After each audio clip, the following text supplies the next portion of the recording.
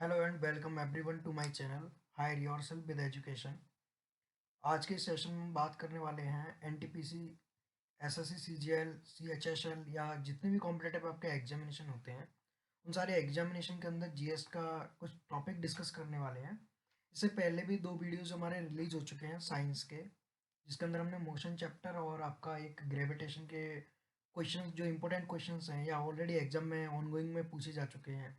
NTPC का जो अभी रनिंग एग्जाम चल रहा है उसमें वो क्वेश्चंस आए हुए हैं, तो वो सारे डिस्कस किए हैं। उसका लिंक जो है आपको इसके डिस्क्रिप्शन में मिल जाएगा, तो वहाँ से आप वो वीडियो देख सकते हैं। ठीक है, इसके अंदर हम साइंस का एक टॉपिक है साउंड, उसके बारे में डिस्कस करने वाले हैं। तो उसके कुछ क्वेश्चंस प्रैक्टिस करेंगे। ऐसे क्वेश्चंस प्रैक्टिस करेंगे जो आपके इंपॉर्टेंट हैं और यूजुअली एग्जामिनेशन में फ्रीक्वेंटली पूछे जाते हैं। बाकी के जो क्वेश्चंस हैं वो उससे कोरिलेट करके पूछे जाएंगे, तो हम सब कुछ डिस्कस करने वाले हैं इसके अंदर। तो चलते हैं क्वेश्चंस की तरफ।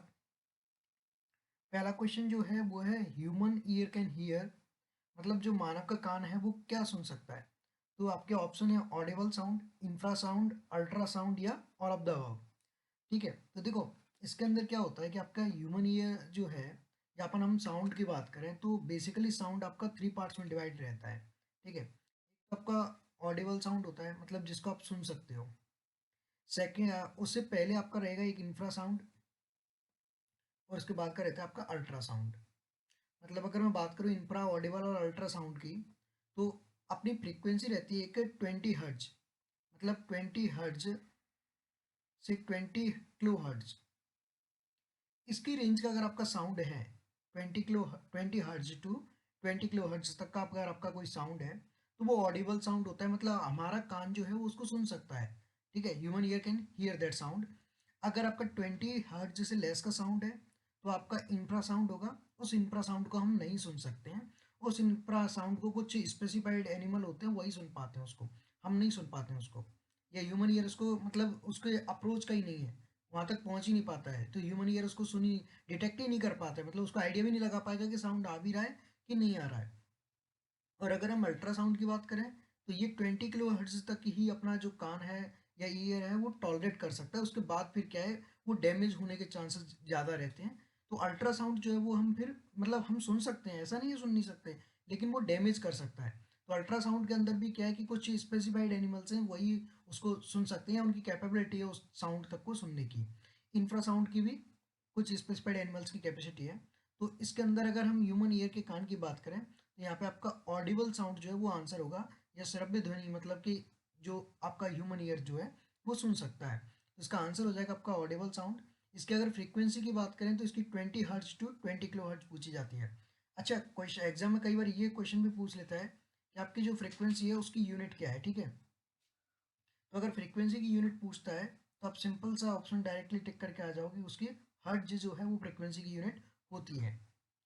अगर बात करें हम बिटवीन 20 हर्ट्ज की या बिलो 20 हर्ट्ज की, मतलब 20 हर्ट्ज से पहले की, देखो 20 टू 20 किलो हर्ट्ज तक तो आपका कौन सा रहेगा आपका, या अगर हम बात करें 20 हर्ट्ज टू 20,000, तो ये तो आपका कौन सा रहेगा, ऑडिबल साउंड है जो मानव का कान या हमारा ह्यूमन है सुन सकता है ये। अगर हम बिलो 20 हर्ट्ज की बात करते हैं तो ये इंफ्रासोनिक साउंड होगा। इस इंफ्रासोनिक साउंड को आपके ह्यूमन ईयर नहीं सुन सकता है, इसको आपका एलिफेंट जो है, एलिफेंट इस ईयर साउंड को डिटेक्ट कर सकता है। या वेल की बात करते हैं तो वेल भी इस साउंड को डिटेक्ट कर सकती है, सुन सकती है। अगर हम अल्ट्रासोनिक की बात करें तो ये आपका 20 किलो हर्ट्ज के अबव चला जाएगा। ठीक है, इसको अल्ट्रासाउंड बोलते हैं, और इसको कुछ स्पेसिफाइड एनिमल जैसे डॉग है, बैट्स है, डॉल्फिन्स हैं, ये सारी इस साउंड को सुन सकते हैं। इनकी कैपेबिलिटी होती है साउंड को सुनने की। अगला क्वेश्चन देखते हैं हम। अगला क्वेश्चन है the equipment device used for locating the position and distance of an object inside sea. मतलब ये पूछना चाह रहा है कि समुद्र के अंदर अगर हम बात करें तो किसी वस्तु की उसकी स्थिति और दूरी का पता लगाने के लिए जो उपकरण हम यूज करते हैं वो कौन सा है। आपके पास ऑप्शन है सोनार, रडार, उपकार या नन ऑफ दीज। ठीक है, तो देखो इसके लिए हम यूज करते हैं सोनार। ठीक है, सोनार यूज करते हैं, इसकी फुल फॉर्म होती है साउंड नेविगेशन एंड रेंजिंग। और एक हम रडार यूज करते हैं, रेडियो डिटेक्शन एंड रेंजिंग। अभी देखो समुद्र के अंदर हम अगर उसकी पोजीशन और डिस्टेंस अगर फाइंड कर रहे हैं या स्थिति और दूरी फाइंड कर रहे हैं तो वो क्या है, उसके लिए हम सोनार यूज करते हैं। ठीक है, अगर क्वेश्चन में मतलब नहीं पूछा जाएगा लेकिन फिर भी एक व्यू के लिए अपने को पता होना चाहिए कि अगर अपन फाइंड जो करते हैं वो क्या करते हैं, हम यहाँ से एक वेव छोड़ते हैं, साउंड वेव इनसाइड द सी। जैसे आपका ये सी है तो सी के अंदर हम क्या करते हैं, एक साउंड वेव ट्रैवल कराते हैं। इसलिए इसका नेम जो है वो साउंड से स्टार्ट है, साउंड नेविगेशन एंड रेंजिंग। तो ये हम साउंड वेव छोड़ते हैं और उसके बाद पता लगाते हैं कि उसने मतलब उस टाइम तक जाएगी और रिटर्न में वापस आएगी। तो वो हम फाइंड करते हैं कि कितना टाइम उसने लिया आने जाने में, ठीक है, अगर अपने को पोजीशन या डिस्टेंस फाइंड करनी है तो, और कितनी वेलोसिटी से वो गई थी।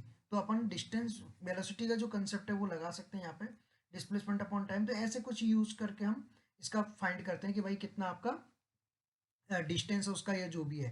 तो हम कौन सा यूज करते हैं, सोनार, साउंड नेविगेशन एंड रेंजिंग। और अगर हम स्पेस क्राफ्ट की और उनकी बात करें, जैसे जो ऑब्जेक्ट जो एयर के अंदर रहते हैं, ठीक है, या फिर अपन बात करें शिप्स की, या फिर स्पेस क्राफ्ट है, आपके गाइडेड मिसाइल हैं, एयरक्राफ्ट है, मोटर व्हीकल्स है, या वेदर फॉर्मेशन है, इन सब के लिए हम कौन सा यूज करते हैं, रेडियो वाला। रेडियो डिटेक्शन एंड रेंजिंग के अंदर आपके कौन कौन से आ जाएंगे, जैसे आपका शिप हुआ, ठीक है, एयरक्राफ्ट हुए। तो इनके लिए हम क्या यूज करते हैं, इनके लिए हम रेडियो डिटेक्शन एंड रेंजिंग का यूज करते हैं। तो रडार, तो अगर इनकी फुल फॉर्म भी पूछी जाती है तो आप फुल फॉर्म भी टिप करके आ सकते हो, ठीक है। तो ये फुल फॉर्म याद रखना, क्योंकि ये भी फुल फॉर्म्स जो है वो एग्जामिनेशन में यूजुअली पूछते हैं वो। अगले क्वेश्चन की तरफ चलते हैं, अल्ट्रासोनिक फ्रिक्वेंसी। तो देखो क्वेश्चन में पूछा है अल्ट्रासोनिक फ्रिक्वेंसी या अल्ट्रासोनिक आवृत्ति की रेंज क्या है। तो अभी हमने बात की थी कि बिलो 20 हर्ट्ज तो आपकी कौन सी है, ये इंफ्रासोनिक है, ठीक है, अभी बात करके गई थी इंफ्रासोनिक है ये आपकी। और ये आपका 20 to 20 हर्ट्ज जो है वो आपकी ऑडिबल हो जाती है, जिसको हम सुन सकते हैं, ठीक है। और ये आपकी 20 हर्ट्ज की जो है वो कौन सी रहेगी आपकी, यही जो है अबव 20 हर्ट्ज, मतलब 20 किलो हर्ट्ज से ऊपर की जो जाएगी वो आपकी अल्ट्रासोनिक हो जाएगी। तो हमारा 20 किलो हर्ट्ज से ऊपर का आंसर इसका करेक्ट हो जाएगा, ये हमारा आंसर आ जाएगा। अगले क्वेश्चन की तरफ चलते हैं, in which medium sound travels faster.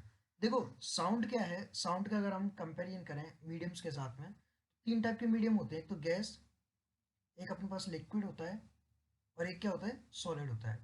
तो अगर हम तीनों मीडियम्स की अगर हम बात करें, गैस की, लिक्विड की और सॉलिड की, तो साउंड जो है वो लिक्विड में अच्छे से ट्रैवल कर सकता है गैस के कंपैरिजन में। मतलब उसकी स्पीड गैस के अंदर क्या रहेगी, थोड़ी सी स्लो रहेगी, और लिक्विड के अंदर थोड़ी सी फास्ट हो जाएगी।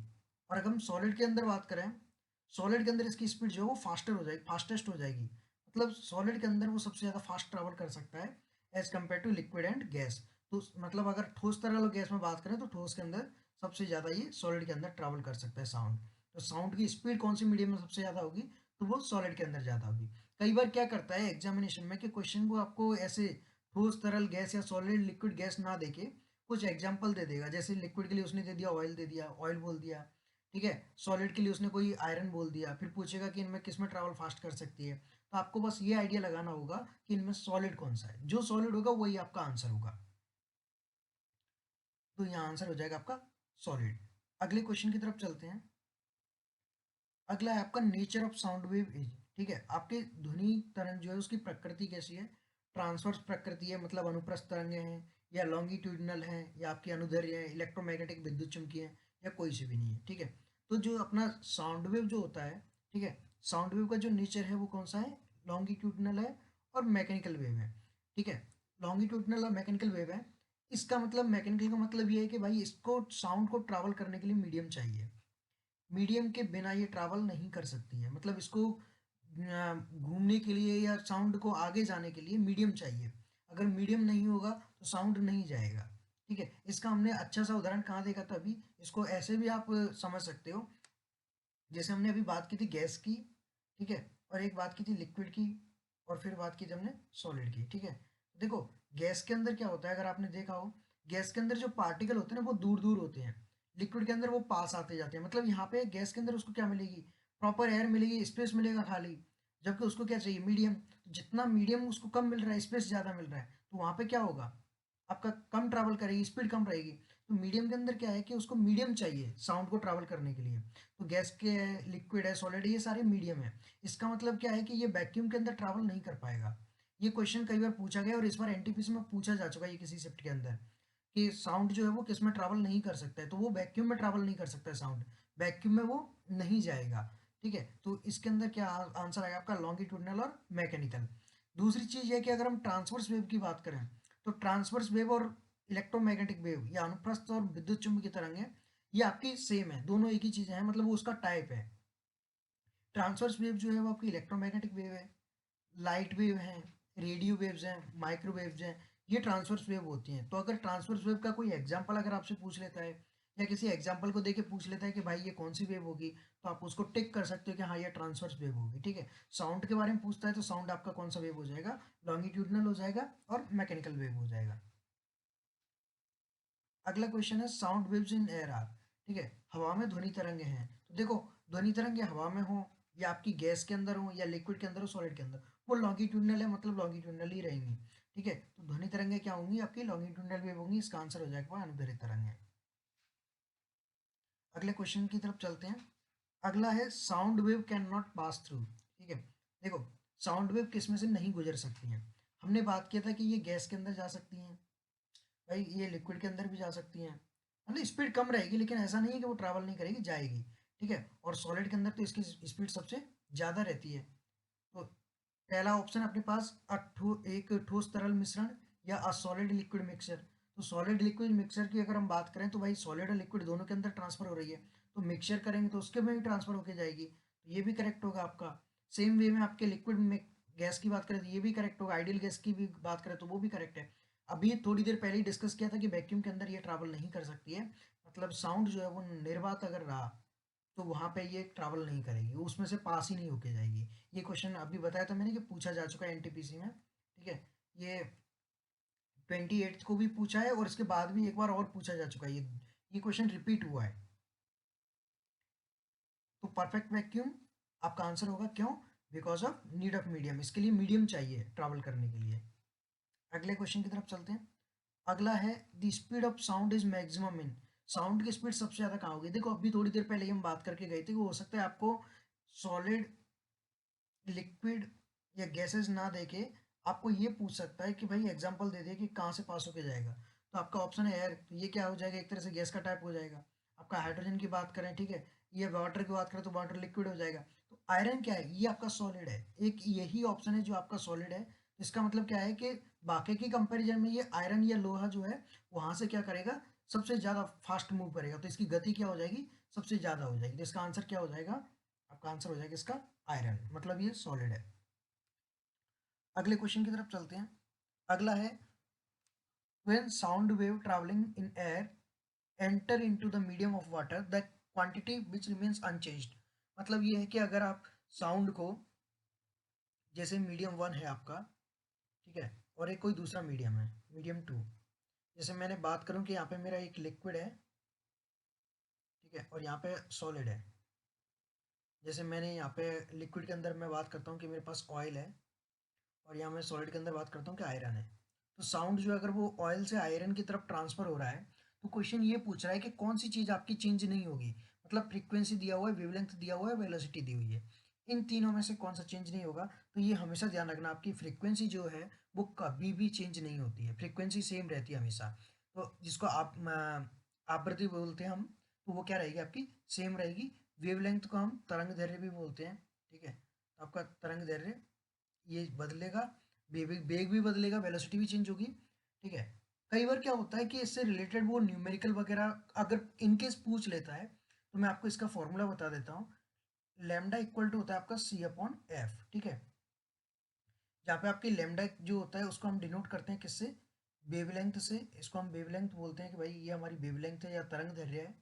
और सी जो है वो स्पीड ऑफ लाइट है, ठीक है, स्पीड ऑफ लाइट है। यहाँ पे अगर आपकी लाइट की स्पीड ना होगी, साउंड की स्पीड की अगर हम बात करें, ठीक है, तो मैं क्या करता हूँ, इसको सी को एलिमिनेट कर देता हूँ यहाँ से। जैसे सी की जगह हम क्या है, कोई वेलोसिटी भी यूज़ कर सकते हैं, कोई भी वेलोसिटी ले सकते हैं हम, ठीक है। तो हम वेलोसिटी अगर लेंगे तो जैसे मैंने क्या किया, अभी स्पीड ऑफ लाइट की जगह मैंने वेलोसिटी मेंशन कर दी कि भाई हमारी lambda equal to V upon F है। यहाँ पे स्पीड ऑफ लाइट ना होकर यहाँ क्या हो जाएगा, कोई स्पीड ऑफ जैसे साउंड हो जाएगा, ठीक है, जो भी है जहाँ से भी जिस मीडियम से पास होके जाएगी। तो lambda equal to V upon F, तो यहाँ पे ये वी क्या हो जाएगा, वी वेलोसिटी हो जाएगी। पहले क्या थी, ये स्पीड ऑफ लाइट थी। जो अगर सी राइट करते हो, ये ध्यान रखना, अगर आप सी राइट करते हो तो क्या हो जाएगा, आपका स्पीड ऑफ लाइट रहेगी। और अगर आप वी राइट करते हो तो वो फिर वेलोसिटी है, वो किसी की भी वेलोसिटी हो सकती है, ठीक है। तो ये भी याद रखना कि सी की अगर वैल्यू अगर पूछी जाती है एग्जाम में कि भाई कभी कभी पूछ ले कि स्पीड ऑफ लाइट कितना होता है, तो ये आप याद रखना 3 × 10⁸ होती है, ये आपकी स्पीड हो जाती है लाइट की। तो यहाँ पे वी हो जाएगा आपका speed of sound in any medium. और अगर हम बात करते हैं यहाँ पे फ्रीक्वेंसी एफ, तो एफ क्या होता है आपका, फ्रीक्वेंसी होती है। इस फ्रीक्वेंसी को हम क्या करते हैं, अगर टाइम के कंसेप्ट से देखें तो फ्रीक्वेंसी का जो फॉर्मूला होता है वो 1/t होता है। ये कई बार पूछ लेता है वो, तो फ्रीक्वेंसी और टाइम अगर पूछता है कि आपका, अगर ऐसे पूछ लेता है कि भाई आवृत्ति और समय में क्या वो है रिलेशन, तो आप फ्रीक्वेंसी बराबर 1/टाइम। तो अगर जैसे कई बार पूछ ले कि आपका टाइम 2 सेकेंड है, तो फ्रीक्वेंसी क्या होगी, ये टाइम दे दिया 2 सेकेंड, फ्रीक्वेंसी पूछता है तो आपकी फ्रीक्वेंसी क्या हो जाएगी 1/2। तो इसका मतलब आपकी 0.5 आ जाएगी। और फ्रीक्वेंसी की यूनिट हर्ट्ज हम पहले ही डिस्कस कर चुके हैं, इसकी यूनिट क्या होती है, हर्ट्ज होती है। क्लियर है? अगले चलते हैं अगले क्वेश्चन की तरफ। हाँ, तो इसका आंसर क्या हो जाएगा, फ्रीक्वेंसी। अगला क्वेश्चन है depth of the ocean is measured by. ठीक है, ओशन की जो डेप्थ है वो कैसे मेजर करते हैं। देखो, दो चीजें याद रखना, इसमें मिस्टेक मत करना। जैसे सोनार जो है ना, वो क्या करता है कि आपके सी के अंदर कोई ऑब्जेक्ट है ना, उसकी डिस्टेंस मेजर करता है। ठीक है, कि वो ऑब्जेक्ट कहाँ प्लेस है। जैसे अगर हम बात करें कि उसके सी के अंदर एक कंसेप्ट अगर हम यूज करें, सी के अंदर जैसे सपोज करो कोई ऑब्जेक्ट यहाँ प्लेस है, तो ये क्या करेगा, आपका साउंड जो छोड़ के वो ऑब्जेक्ट से रिटर्न वापस आ जाएगा। अगर हम डेप्थ की बात करते हैं कि डेप्थ ऑफ द ओशन की, उसकी कंप्लीट डेप्थ मेजर करनी है अपने को कि ओशन की डेप्थ कितनी है, तो उसके लिए हम फैथोमीटर का यूज करते हैं, जिसको गहराई मापने का यंत्र भी बोलते हैं। तो इसका आंसर हो जाएगा फैथोमीटर। और इसको हम एको साउंडर भी बोलते हैं, ये चीज ध्यान रखना, ये इसका दूसरा नेम है। इसको हम एको साउंडर भी बोलते हैं। ठीक है, तो एको साउंड इसका ये भी ऑप्शन में हो सकता है, तो आपको वो टाइप करना है। सोनार टिक करने से बचना, ये आंसर में आपका नहीं रहेगा। मतलब आपका आंसर क्या होगा, आपका आंसर सी ऑप्शन हो जाएगा। अगले क्वेश्चन की तरफ चलते हैं। अगला क्वेश्चन है ultrasonic sound can be heard by. तो अभी बताया था मैंने, अल्ट्रासोनिक साउंड कौन कौन सुन सकता है, तो आपके डॉग सुन सकता है, बैट सुन सकती है। ठीक है, ये बैट का ऑप्शन कई बार पूछता है एग्जाम में, बहुत बार पूछता है, तो आप इसको थोड़ा सा स्पेसिफाई और हाईलाइट करके रीड करना। ठीक है, तो ये आंसर आपका, आदमी सुन नहीं सकता है इसको, उसके लिए चाहिए कितना, 20 हर्ट्ज टू 20 किलो हर्ट्ज। ठीक है, और अल्ट्रासोनिक साउंड क्या होता है आपका, 20 किलो हर्ट्ज से ग्रेटर होता है, तो ये तो सुन ही नहीं सकता। माइक्रोफोन कौन है, हम ये यूज़ कर रहे हैं, तो ये भी नहीं होगा। आपका डॉग क्या हो जाएगा, करेक्ट आंसर हो जाएगा। ठीक है, तो अभी ये क्वेश्चंस जितने बताए मैंने, इसके बेस पे आप कंटेंट रीड कर लेना। ठीक है, और अभी नेक्स्ट वाला जो वीडियो आएगा वो उसका हम नेक्स्ट वाला पार्ट शेयर कर देंगे आपके साथ।